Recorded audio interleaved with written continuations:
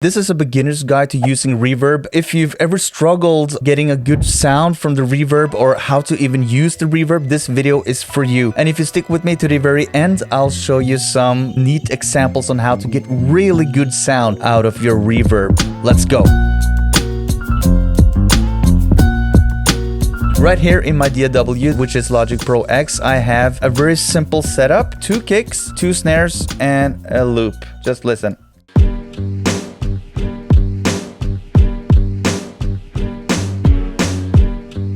Okay, I'm going to apply some reverb to the snare. I'll just go to the first one right here. Let's just listen to that.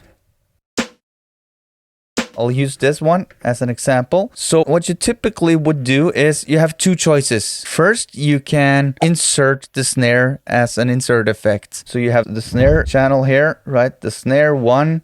Okay, let's put it on as an insert. We can use the new one. My new acquired super plate from Sound Toys. We can start adjusting. And we would have to set our dry, just our dry knob. I'll use my headphones for this.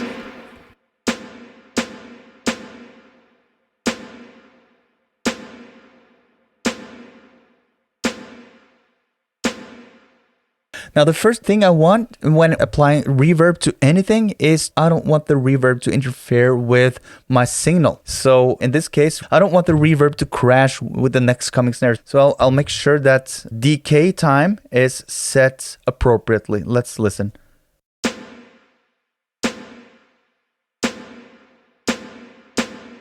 Here we go. You don't need more than that. If you want the decay time of the reverb to be set in time with the beat, you can use this formula right here.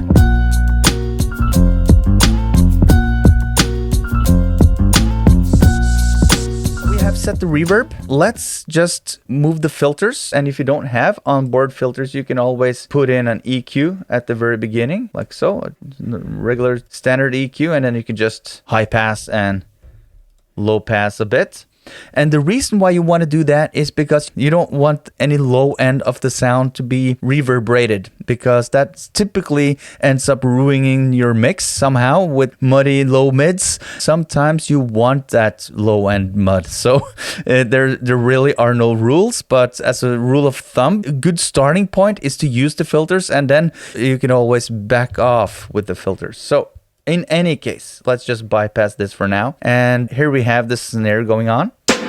And then we can blend it with the beat. We can also copy it to the other snare. So we have the same thing going for both snares. Okay, so we have 2 instances of superplate now.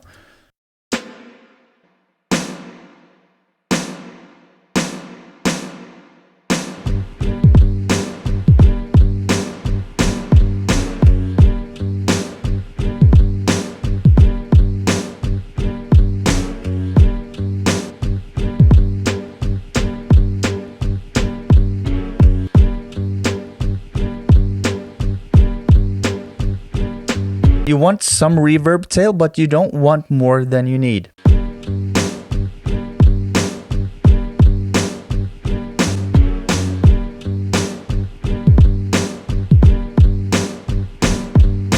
Easy as that. And as a supplement to this video, I got the ultimate mixing guide for producers. The link is in the description, where I give you 15 cheat codes to a better mix. And I've broken down my own mixing workflow into 10 steps. It's a quick read and you can get some quick results. It's a 5-minute read. So go grab it. The link is in the description. This is one way you can do it, and it's fast, especially when working with few tracks. It's the fastest thing you can do, but it's really not recommendable if you have a whole mix session and you have a lot going on. Then you should really use an aux, send and return. So you actually send your signal, for example, the signal of the snare, you send this audio information to another track, which is processed by reverb. And then you send that back to the track again. That's called a return. So let's do just that. We go here to send. So we'll send it to a bus, call it bus 1. And let's name this snare verb. That's my go-to name for everything reverb on snares. And let's just drag this one right here. And then we can take away this one, and that way, especially if you have an older computer with limited processing power, you also save some processing power. You can also use this for compression, saturation, for everything that changes the sound of a track. You can use auxes like this. Here we need to have the wet completely on 100%, and we can turn up this and we should get the same results. Let's just send it to the same, mark both, and we can start playing it.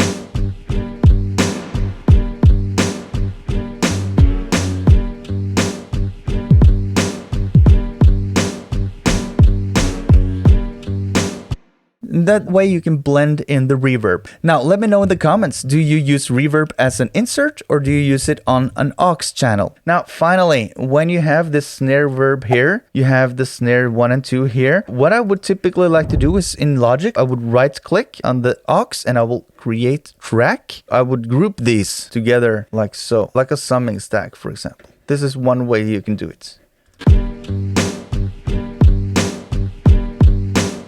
There you have everything snare on one track and you're ready to go. What I also used to do is I route all auxes into one track, which I call effects, and I would route that into the mix bus, or all vocal related effects auxes can be routed into what I call the vocal effects, and everything beat related or instrumental related auxes can be routed into a separate bus called instrumental effects, for example. And that's really practical when you want to make the original version and you want to have the a cappella version and the instrumental version. You can just mute or solo and bounce that way. It's practical down the line. That was really basic, but if you've ever struggled getting a good reverb sound, this is a good starting point. And if you want to go even deeper, I suggest you check out this video, because here I go through 7 advanced techniques in using reverb, and I hope I see you there.